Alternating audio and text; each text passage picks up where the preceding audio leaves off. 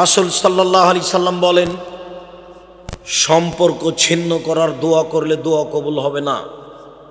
3, দোয়া করতে তাড়াহুড়া করলে দোয়া কবুল হবে না।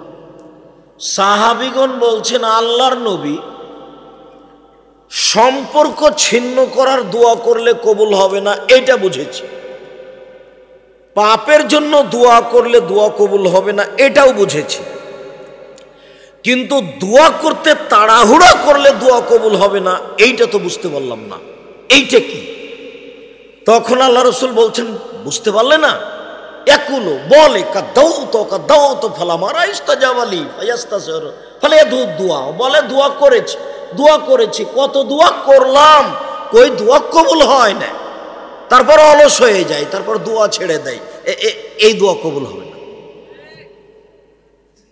3 মাস দোয়া করেছে, 6 মাস দোয়া করেছে, তারপর আর করে না, মানে দেখেছি যে আর কবুল হয় না। আপনার আমি ধৈর্যের পরিচয় দেখাতে গিয়ে আপনাকে আমি বলেছি যে একদিন আবু জাহাল বলছে, মোহাম্মদ যখন সিজদায় যাবে তার মাথার উপরে উটের ভুঁড়ি তুলে দিতে হবে, কে পারে? এক যুবক বলছে, আমি পারি। আচ্ছা ঠিক আছে, সিজদায় যখন যাবে তখন তুমি উটের ভুঁড়ি তুলে দিবা। তো দিয়েছে। তখন কেউ গিয়ে ফাতেমাকে বলছে, দেখো ফাতেমা, দেখো ফাতেমা, তোমার আব্বার মাথার উপরে ওরা ভুঁড়ি চাপিয়ে দিয়েছে, ওরা হাসিতে অট্ট হাসি দিয়েছে, একজন আর একজনের গায়ে লুটে পড়ছে, তোমার আব্বা সিজদা থেকে মাথা উঠাতে পারে না।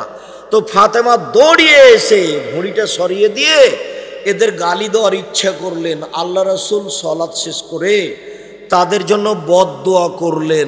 আল্লাহর নবীর বদদোয়া কবুল হলো বদরের যুদ্ধে 12 বছর পর।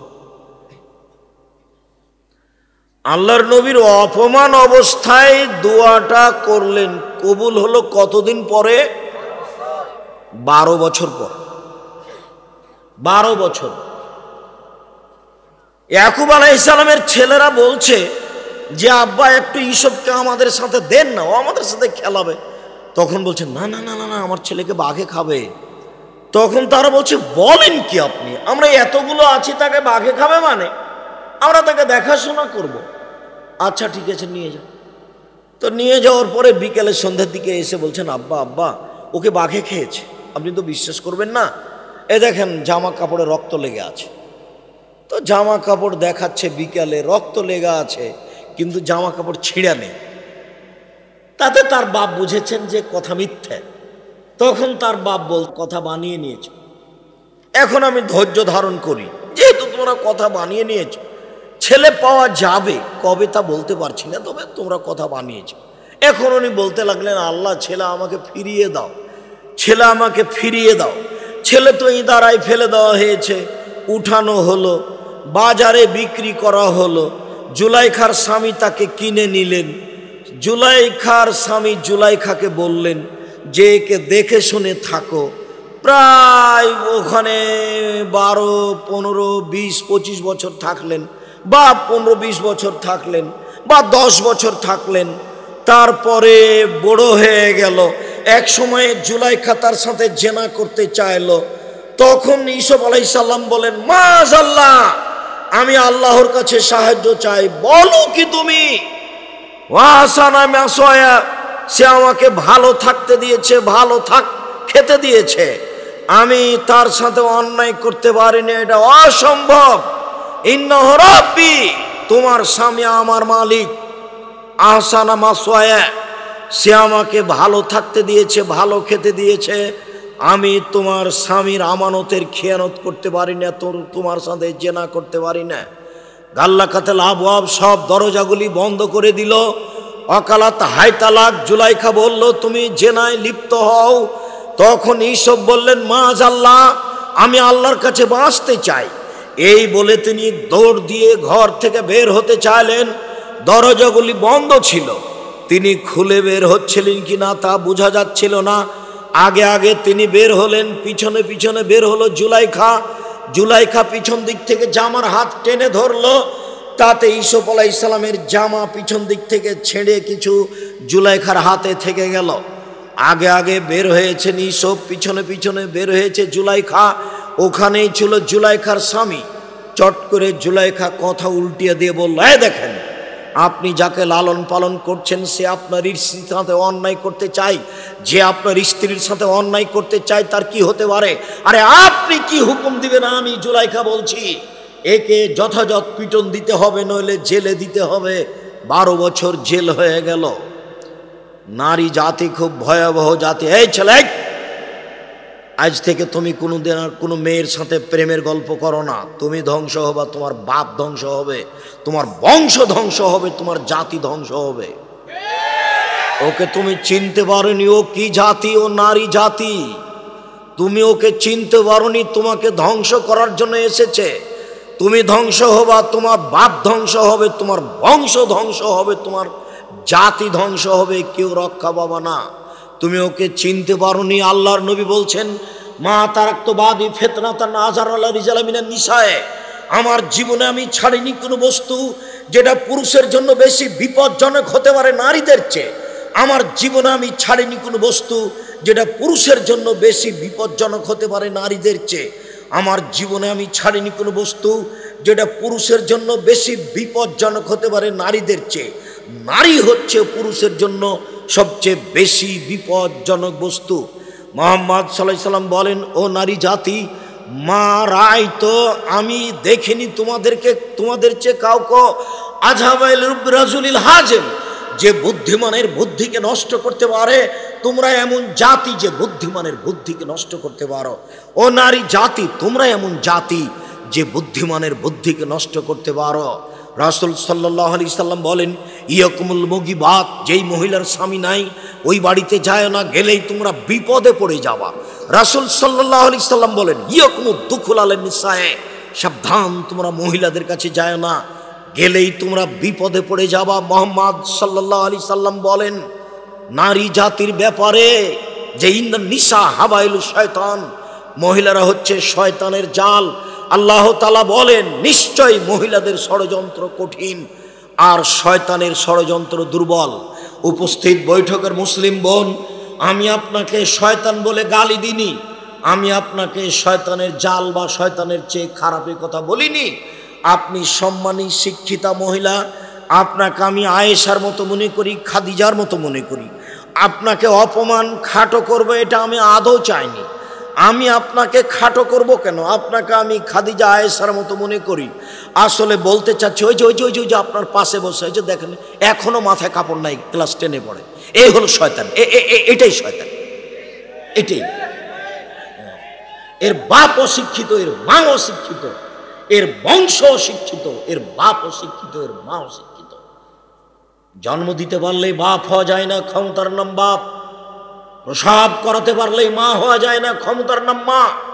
জন্ম দিতে পারলে বাপ হওয়া যায় না, ক্ষমতার নাম বাপ। প্রসব করাতে পারলেই মা হওয়া যায় না, নীতির নাম মা। এই মেয়ে, তোমার বাপ নেই, তোমার মাথায় কাপড় নেই কেন? তোমার মাথায় কাপড় নেই কেন? কি দেখাতে চেয়েছো তুমি আমাকে? কি বলতে চাও তুমি আমাকে? কি বলতে চাও? তোমার বাপ তো একজন কাপুরুষ মানুষ, কিছু বলতে পারে না। তুমি কি মনে করো আমি তোমাকে ছাড় দিয়ে কথা বলবো? তুমি এটা হিসাব কি পেয়েছো? তুমি একজন মুসলমানের মেয়ে, তোমার বাপ মুসলমান, তোমার মা মুসলমান, তোমার বংশ মুসলমান। তুমি মাথায় কাপড় না দিয়ে চলো কি করে? তোমার যেদিন ক্লাস 8-এ উঠেছিলে তুমি, সেদিন তোমার হাইজ হয়েছিল, তোমার বিবাহ হলে আজকে তোমার 2টা বাচ্চা হতো, তুমি এখন ক্লাস 10-এ পড়ো, তোমার মাথায় কাপড় নেই কেন? তুমি আমাকে কি দেখাতে চেয়েছো? কি দেখাতে চেয়েছো? মা হলে 4টে জিনিস লাগে, মার জন্য 4টে জিনিস লাগে। জাবেরের ভাষাতে বোঝা যাচ্ছে, জাবের রাদিয়াল্লাহু তাআলা আনহু বলছেন, আমি তালাকপ্রাপ্ত মেয়ে বিবাহ করেছি, আমি কুমারী মেয়ে বিবাহ করিনি। এক, লে তুআদ্দিবাহুন্না, আমার স্ত্রী যেন আমার বোনদের শিষ্টাচার দিতে পারে। এই ছেলে, তোমার মা এখন বসে আছে ছোট ব্লাউজ পরে। আব্দুর রাজাক সাহেব, আমার মাকে দিয়ে আমাকে বলেন কেন? তোমাকে আর তোমার মাকে লজ্জা দেওয়ার জন্য, বেশি কষ্ট পাও যেন, এই জন্য। জাবের বলছেন আল্লাহর নবীকে যে আমি আমার বোনদের বয়সের মেয়েকে আমি বিবাহ করিনি, বেশি বয়সের তালাকপ্রাপ্ত মেয়ে বিবাহ করেছি 4টা কারণে। এক, আমার বউ যেন আমার বোনদেরকে শিষ্টাচার দিতে পারে। বলো তোমার মা তোমাদেরকে কি শিষ্টাচার দিয়েছে, বলো কি শিষ্টাচার দিয়েছে। 2 অলে তুয়াল্লে মাহুন, আমার বউ যেন আমার বোনদেরকে শিখিয়ে দিতে পারে। 3 অলে তুরাজ্জেলা হন না, আমার বউ যেন আমার বোনদের মাথার চুল চিরুনি করে দিতে পারে। 4 অলা তাকুমা আলাইহিন না, আমার বউ যেন আমার বোনদের উপরে সবসময় প্রস্তুত থাকতে পারে, পাহারাদার। একটা মা হচ্ছে ছেলে মেয়ের উপরে পাহারাদার। আমি বলিনি, এই কথা মুহাম্মদ সাল্লাল্লাহু আলাইহি সাল্লাম বলেন। একটা মা ছেলে মেয়েদের উপরে পাহারাদার। সম্মানিত দিনী ভাই বোন, আপনাকে আমি আপনার দোয়া প্রার্থনা কবুল হওয়ার জন্য খুব গুরুত্বপূর্ণ কয়েকটা সময় উল্লেখ করছি। এক খেয়ালে চেয়ে থাকবেন, আপনি তো দোয়া প্রার্থনা করতে চাচ্ছেন, হাত তুলেই দোয়া করুন। আপনি দোয়া করবেন কখন এই ব্যাপারে একটু খেয়াল করুন। উপস্থিত বৈঠকের মুসলিম বোন, ব্যস্ত হয়ে পড়েন না, আপনাকে আমি কষ্ট দিতে চাইনি। এক খেয়াল আপনি চেয়ে থাকুন, আপনার দোয়া কবুল হবে কখন, আপনি কখন দোয়া করবেন। উবাদা ইবনে সামিত রাদিয়াল্লাহু তাআলা আনহু বলেন, রাসূল সাল্লাল্লাহু আলাইহি সাল্লাম বলেছেন, মান তারা মিনাল লাইলে, কেউ যদি শেষ রাতে উঠে, কেউ যদি শেষ রাতে উঠে, সুম্মা কালা, তারপরে বলে, লা ইলাহা ইল্লাল্লাহু ওয়াহদাহু লা শারীকা লাহু লাহুল মুলকু ওয়া লাহুল হামদু ওয়া হুয়া আলা কুল্লি শাইইন কাদির ওয়া সুবহানাল্লাহি ওয়া আলহামদুলিল্লাহি ওয়া লা ইলাহা ইল্লাল্লাহু আল্লাহু আকবার ওয়া লা হাওলা ওয়া লা কুওয়াতা ইল্লা বিল্লাহ সুম্মা দাউস্তু জিবা, এরপরে যদি দোয়া করে তাহলে দোয়া কবুল হবে। হাদিস বুখারী মুসলিম। বুঝা গেল না? ঘুম থেকে উঠে বলবেন এই দোয়া। এই ছেলে, কারো গায়ে হাত দিয়ে থাকবে না, রেডি হও। যারা আপনারা দাঁড়িয়ে আছেন কারো দিকে খেয়াল করবেন না। আবার বলছি, ঘুম থেকে উঠে কি বলবেন, সিরিয়াল মনে রাখবেন। 5-6টা নীতি পেশ করছি, খুব তাড়াতাড়ি পেশ করছি। 1, ঘুম থেকে উঠে বলবেন, লা ইলাহা ইল্লাল্লাহু ওয়াহদাহু লা শারীকা লাহু লাহুল মুলকু ওয়া লাহুল হামদু ওয়া হুয়া আলা কুল্লি শাইইন কাদির ওয়া সুবহানাল্লাহি ওয়া আলহামদুলিল্লাহি ওয়া লা ইলাহা ইল্লাল্লাহু আল্লাহু আকবার ওয়া লা হাওলা ওয়া লা কুওয়াতা ইল্লা বিল্লাহ। এখন যে দোয়া করবেন সেটাই কবুল হবে, যেটাই করবেন সেটাই কবুল হবে। বুঝা গেল না মনে হয়? 1, 2, উসমান ইবনে আবিল আস রাদিয়াল্লাহু তাআলা আনহু বলেন, রাসূল সাল্লাল্লাহু আলাইহি সাল্লাম বলেছেন, ফতিহাত আবওয়াবুস সামায়ে নিসফাল লাইলে, রাত যখন অর্ধেক হয় তখন আকাশের সব দরজা খুলে দেওয়া হয়। রাত যখন অর্ধেক হয় তখন আকাশের সব দরজা খুলে দেওয়া হয়। ওয়া ইউনাদি মুনাদিন মিনাস সামায়ে, তারপর আকাশ থেকে চিৎকার করে বলতে থাকেন, হাল মিন দাইন ফাইস্তাজাবু লাহু, কেউ কি কিছু কেউ কি কিছু বলছে, যে যা বলবে তার কথা মেনে নেওয়া হবে। কেউ কি কিছু বলছে, ওপর থেকে চিৎকার করে বলছেন রাত 12টার পরে, কেউ কি কিছু বলছে, যা বলছে সেটাই মেনে নেওয়া হবে।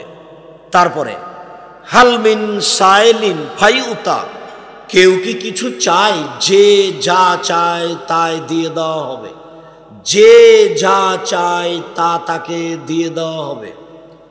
হালমিন মাকরুবিন ইউফরাজান হো, কেউ কি কোনো বিপদে পড়ে আছে, যে বিপদের কথা বলবে আমি আল্লাহ তাকে বিপদ থেকে উদ্ধার করে দিব। আবার খেয়াল করেন, একটু খেয়াল করেন তো মুরব্বী, আপনি আমার দিনী ভাই, একটু খেয়াল করেন তো। আপনি রাত 12টা থেকে নিয়ে ভোর পর্যন্ত সময়ে যে কোনো সময় উঠে যদি আপনি কিছু বলেন সেটা আল্লাহ কবুল করবেন। আল্লাহ 3 ভাবে বলতে থাকেন। 1, কেউ কি কিছু বলছে, বললে আমি মেনে নিব। 2, কেউ কি কিছু চাচ্ছে, চাইলে আমি দিয়ে দিব। 3, কেউ কি বিপদে পড়ে আছে, বিপদে পড়ে আমাকে বললে আমি বিপদ থেকে উদ্ধার করে দিব। বলেন তো এই সময়টা কখন? রাত 12টার পরে। আনাস রাদিয়াল্লাহু তাআলা আনহু বলেন, রাসূল সাল্লাল্লাহু আলাইহি ওয়াসাল্লাম বলেছেন, এজা নুদিয়া লিসসালাতে ফতিহাতা বুবুস সময় উস্তুজিবাদ দুআ, যখনই আজান দেওয়া হয় তখন আকাশের সব দরজা খুলে দেওয়া হয়। আজান দেওয়ার সাথে সাথে সব দরজা খুলে গেছে। এখন যা বলা হবে সেটাই গ্রহণ করা হবে, যা বলা হবে সেটাই গ্রহণ করা হবে। একজন সাহাবী বলছেন, আল্লাহর নবী, ইন্নাল মুয়াজ্জিনিনা ইয়াফজুলুনানা, যারা আজান দিচ্ছে তারাই তো সব নেকি লুটে নিল, তো আমাদের কি হবে?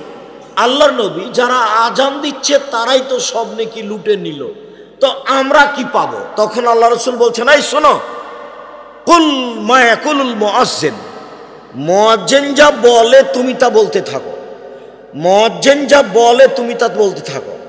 আজান যখন শেষ হয়ে যাবে, ফাইজান তাহাইতা, যখন আজান শেষ হবে, সালতুতা, এখন চাও যা চাইবে তাই দেওয়া হবে, চাও যা চাইবে তাই দেওয়া হবে। তাহলে আজানের পরে দোয়া কবুল হয়। রাসূল সাল্লাল্লাহু আলাইহি সাল্লাম বলেন, লা ইউরাদ্দু দুআ বাইনাল আযান ওয়াল ইকামা, আজান একামাতের মাঝে দোয়া ফেরত দেওয়া হয় না। আজান একামাতের মাঝে দোয়া ফেরত দেওয়া হয় না। আজান একামাতের মাঝে দোয়া ফেরত দেওয়া হয় না। আজান একামাতের মাঝে যেটা বলবেন সেটাই কবুল হবে। আন্না রাজুলান আন্না রাসূলুল্লাহ সাল্লাল্লাহু আলাইহি ওয়াসাল্লাম সামিয়া রাজুলান, আল্লাহর নবী একটা লোককে দোয়া পড়তে দেখলেন। লোকটা বলছে, আল্লাহুম্মা ইন্না নাসআলুকা বিআন্নাকা আনতাল্লাহ লা ইলাহা ইল্লা আনতাল আহাদুস সামাদুল্লাযী লাম ইয়ালিদ ওয়া লাম ইউলাদ ওয়া লাম ইয়াকুল লাহু কুফুয়ান আহাদ। এই পর্যন্ত পড়তেই আল্লাহ নবী বলছেন, শোনো শোনো শোনো শোনো শোনো, দা বিসমিহিল আজম, এই লোকটা ইসমে আজম দিয়ে দোয়া করেছে, এই লোকটা ইসমে আজম দিয়ে দোয়া করেছে। এজা দয়াবিহি আজাবা, এই দিয়ে যদি দোয়া করা হয় তাহলে তা কবুল হবে। ওয়াজা সুইলাবিহি আতা, এই দোয়া দিয়ে যদি কিছু চাওয়া হয়, যা চাইবে তাই দেওয়া হবে। এই ছেলে, একটু থামো, আমরা আলোচনার শেষের দিকে চলে এসেছি। আর দুইটা হাদিস আছে, এইটা একটা আর পরে আর একটা বলছি। উপস্থিত বৈঠকের মুসলিম বোন, দেখেন তো এই কথাটা আপনি মনে রাখতে পারেন কি না।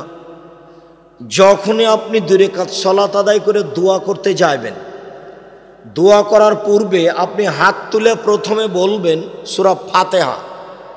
হাত তুলে কোনটা বলবেন? প্রথমে সূরা ফাতিহা, অথবা বলবেন আলহামদুলিল্লাহি রাব্বিল আলামিন আর রহমানির রহিম মালিক ইয়াউমিদ্দিন, এই পর্যন্ত। এরপরে আপনি বলবেন আল্লাহুম্মা ইন্না নাসআলুকা বিআন্নাকা আনতাল্লাহ লা ইলাহা ইল্লা আনতাল আহাদুস সামাদুল্লাযী লাম ইয়ালিদ ওয়া লাম ইউলাদ ওয়া লাম ইয়াকুল লাহু কুফুয়ান আহাদ। এরপরে দুরুদে ইব্রাহিম। এরপরে আপনি আপনারটা বলবেন, কি প্রয়োজন, যেটা বলবেন সেটাই কবুল হবে, যেটা বলবেন সেটাই কবুল হবেন।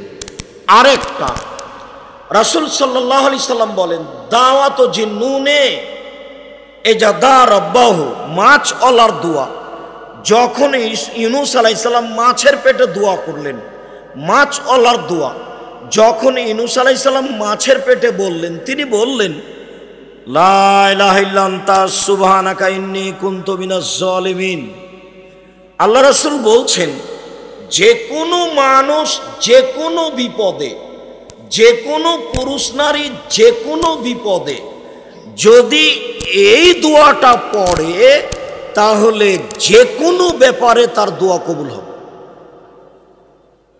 এইটা আপনি আগে বলবেন, তারপর আপনি আপনার প্রয়োজনটা বলবেন, ইনশাল্লাহ কবুল হবে। এই কথা মুহাম্মদ সাল্লাল্লাহু আলাইহি সাল্লাম বলেন।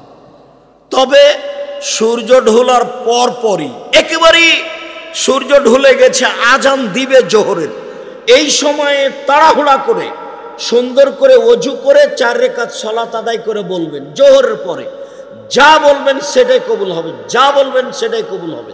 তবে সাধারণত বোঝা যাচ্ছে যে রাতের 3 ভাগের 2 ভাগ পার হওয়ার পরে বললে বেশি কবুল হবে।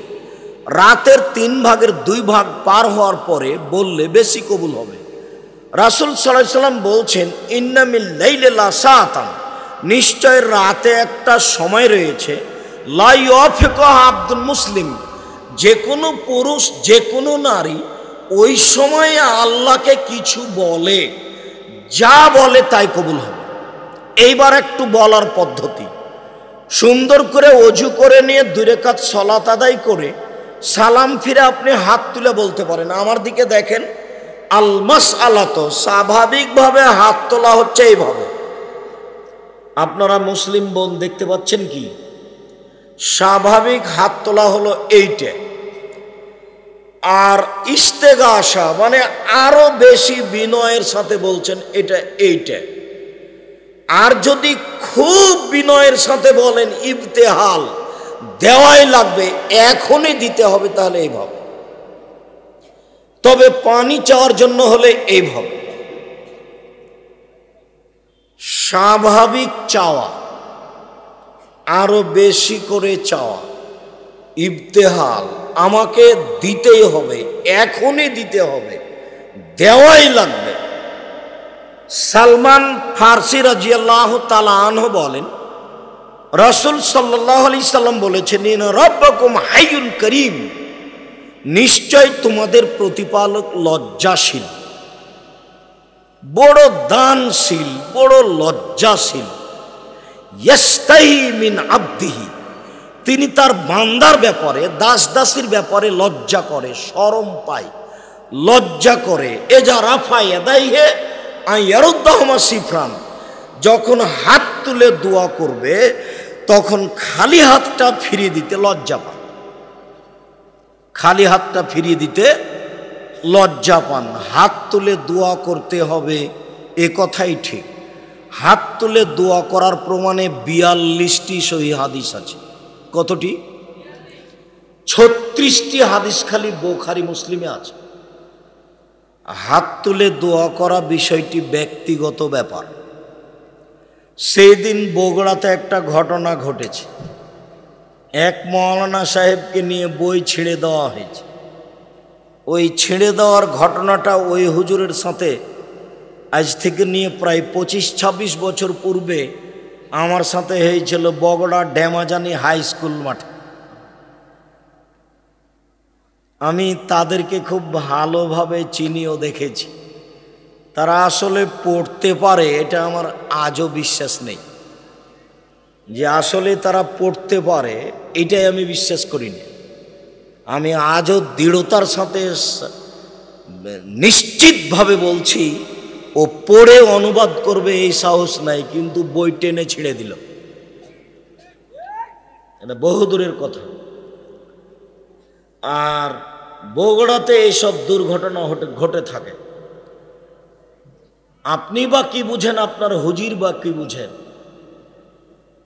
ও জনাব, কি দেখাতে চেয়েছেন আপনি? যেই ছেলেটা মহিমাগঞ্জে ছিল, এখানে এসে হাত তুলে দোয়া করে, ওকে আমি 2-3 বছর পড়িয়েছি, আজও ওই বেটা আমার সামনে পড়তে পারবে এটা আমার সাহস, আমার ধারণাই নেই।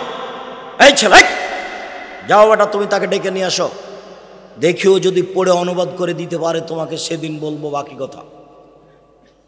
পড়ারই সাহস রাখে না, অনুবাদ করা তো বহু দূরের কথা। অনুবাদ করা তো বহু দূরের কথা, চিল্লাইলেই কিছু করা যায় না। আর যারা সাথ দিয়েছে তারা সব হুঁচলামি, হুঁসমোটার পরিচয় দিয়েছে, এটা মোটা হুঁসি বুদ্ধি। কোনোদিন জিজ্ঞাসা করে দেখেছেন? কোনোদিন আমাদের বই পড়ে দেখেছেন? হাত তুলে দোয়ার ব্যাপারে আপনার এত পিড়াপিড়ি হলো কেন? কোন সাহসে আপনি বই ছিঁড়ে দেন? কি দেখাতে চান আপনি? আমি 1990 সাল থেকে বগুড়ার মাটিতে আসি। আপনার শরম থাকা দরকার ছিল। বিষয়টা আমাকে জিজ্ঞাসা করা উচিত ছিল। কয় পয়সার বিদ্যা রাখেন আপনি? কয় টাকার মালিক আপনি? আপনি একজন আলেম ওলামাকে এইভাবে অপমান করার আপনি কি সাহস রাখেন? আপনি কয় টাকার মালিক? কয় টাকার মালিক আপনি? কি করতে পারেন আপনি? আপনি তো উসমানের কাছে একটা ভিক্ষুক নন। আমার প্রতিষ্ঠানে প্রতি মাসে 17 লক্ষ টাকা বেতন লাগে। আমি জানি না আপনার 10টা টাকা আছে সেখানে। আমার মনে হয় না যে আপনার 10টা টাকা আছে। কয় টাকার মালিক আপনি? আমার 2টা প্রতিষ্ঠান আছে, একটা জামিয়া সালাফিয়া রূপগঞ্জ নারায়ণগঞ্জ ঢাকা, জামিয়া সালাফিয়া ডাঙ্গিপাড়া পবা রাজশাহী। 2957 জন ছেলে মেয়ে আছে, তার মানে প্রায় 3000 ছেলে মেয়ে পড়াশোনা করে। এ দেশের সবচেয়ে বড় প্রতিষ্ঠান দুটাই। 156 জন শিক্ষক শিক্ষিকা, প্রতি মাসে বেতন লাগে 17 লক্ষ। একটা মাসিক পত্রিকা বের করি, মাসিক আল ইতিসাম, তার মুফতি আছে 10 জন, খালি 10 জন খালি মুফতি আছে। ওতে আমার 1.5 লক্ষ টাকা প্রতি মাসে বেতন লাগে, ভর্তুকি লাগে 1.5 লক্ষ টাকা। আজকে দিয়ে এসেছে 1,30,000 টাকা ভর্তুকি। আপনি পত্রিকা পড়েন, আপনি ওটা কি দেখাতে চাইলেন, এরকম কেন? সে কে সেটা আমি বলতে চাইনি। আমি বলতে চাচ্ছি না আপনি কিছু বুঝেন না, যে ঘটিয়েছে সে কিছু বুঝে। হাত তুলে দোয়া করার 42টা সহিহ হাদিস আছে। কতটি? 42টা। 36টা খালি বুখারী মুসলিমে আছে। এই যে এখানে দোয়ার বইটা আছে, তাতে 16টা স্থান উল্লেখ করা আছে হাত তুলে দোয়া করার। সিরিয়ালেতে 36টা দেওয়া আছে হাদিস সিরিয়াল। এই বইয়ে দেখেন আপনি। এই আচরণ ঠিক নয়। হাত তুলে দোয়া করেন, হাত তুলে দোয়া করা উচিত। মানুষের জীবনে একটি গুরুত্বপূর্ণ কাজ হলো হাত তুলে দোয়া করা। মানুষের জীবনে একটা গুরুত্বপূর্ণ ইবাদত হলো হাত তুলে দোয়া করা। 1 মিনিট, এই ছেলে,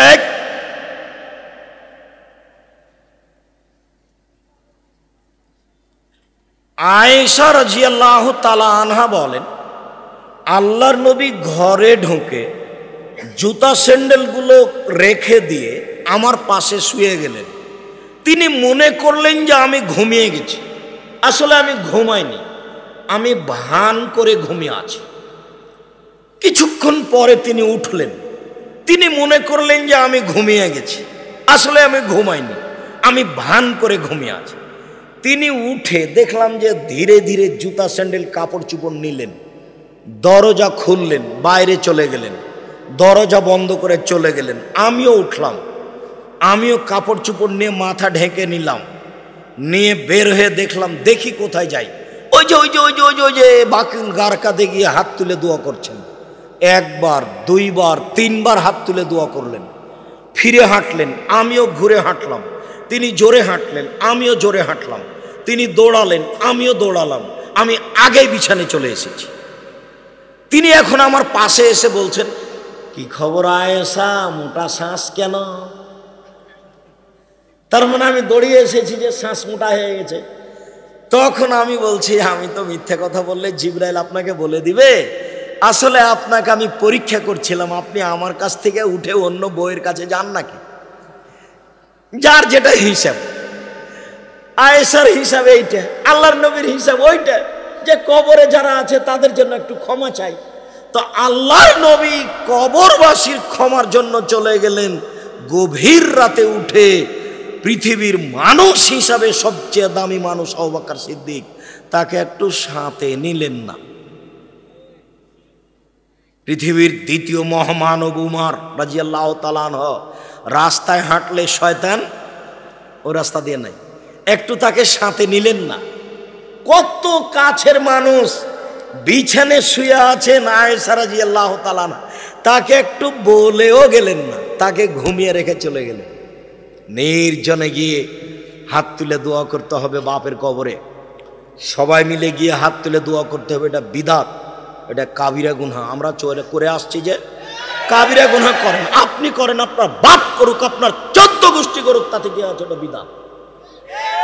সবাই মিলে করে আসছি যে সবাই মিলে দোয়া করা এভাবে বিদআত। কিয়ামত পর্যন্ত কোনো মায়ের বেটার বৈধতা দিতে পারবে না। এ দেখেন, মুসলিম থেকে হাদিস পড়ছি, বুখারী মুসলিম। কবরস্থানে গিয়ে হাত তুলে একাই দোয়া করবেন। 1 2 যুদ্ধ শুরু হয়ে গেছে, আল্লাহ রাসূল হাত তুলে দোয়া করে বলছেন, আল্লাহুম্মা ইন তুহলিক আলাইহি হাযিহিল ইসাবা লা তুবাদু ফিল আরজি ইলা ইয়াউমিল কিয়ামা। আল্লাহ, তুমি যদি আজকে বদর মাঠে 313 জন লোককে ধ্বংস করে দাও, কিয়ামত পর্যন্ত তোমাকে ডাকার মতো কোনো মানুষ থাকবে না। এই যে বলতে লাগলেন, বলতে আছেন, এই গা থেকে চাদরটা এভাবে ঝুলতে ঝুলতে ঝুলতে নিচে পড়ে গেল, দোয়া করতে আছেন। তখন আবু বকর সিদ্দিক রাদিয়াল্লাহু তাআলা সাথ না দিয়ে আরো গায়ে হাত দিয়ে বলছেন, এক ফিকা যথেষ্ট হয়ে গেছে, আর লাগবে না, আর দোয়া করিয়েন না তো। আবু বকর সিদ্দিক হাত তুলেননি, আল্লাহ রাসূলকে না করছেন, আরো এক ফিকা, আর লাগবে না, হয়ে গেছে, আর লাগবে না, সাথ দেননি, হাত তুলেননি। আল্লাহ রাসূল একাই হাত তুলছে। বদরের যুদ্ধে খুব জটিল সময়, খুব কঠিন সময়। আজকে 313 জন চলে গেলে কিয়ামত পর্যন্ত মাটির ওপরে কেউ ডাকার থাকবে না। মানে খুব জটিল সময়, কঠিন সময়, কিন্তু হাত তুলে দোয়া করছেন না সবাই মিলে। এই ছেলে, খেয়াল করো, কারো গায়ে হাত দিয়ে থাকবে না, এক খেয়ালে চেয়ে থাকো। পাখি যেন তোমাকে মনে করে পাথর। ওই কথাটা চট করে মনে পড়েছে বেটা, ওই দৃশ্যটা যার জন্য আমাকে একজন মোবাইলে দেখিয়েছে, যে দেখেন। সেদিন থেকে আমার ভেতরে একটা কষ্ট, যে ঘটনা একদিন প্রায় 25-30 বছর আগে বগুড়া ড্যামাজানে হাই স্কুল মাঠে ঘটেছিল।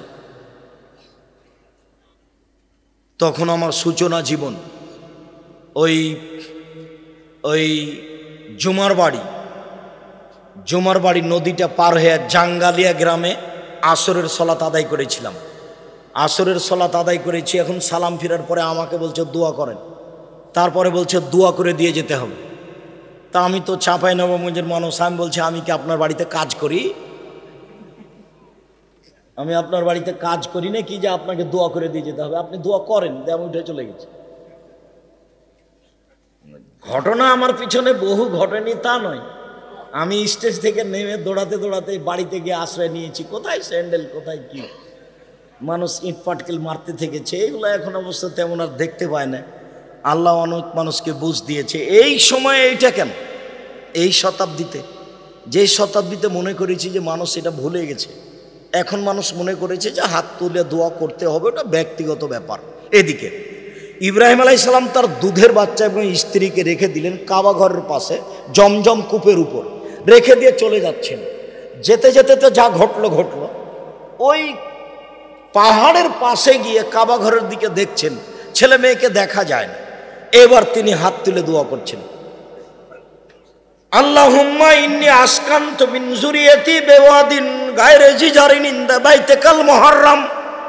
আল্লাহ, আমার পরিবারের কিছু অংশকে রেখে দিলাম তোমার কাবা ঘরের পাশে, যেখানে মানুষজন তো নেই, ঘাস পাতাও নেই। খুব দুর্দিনে রেখে যাচ্ছেন, একটু বউকে নিয়ে হাত তুলে দোয়া করলে হতো।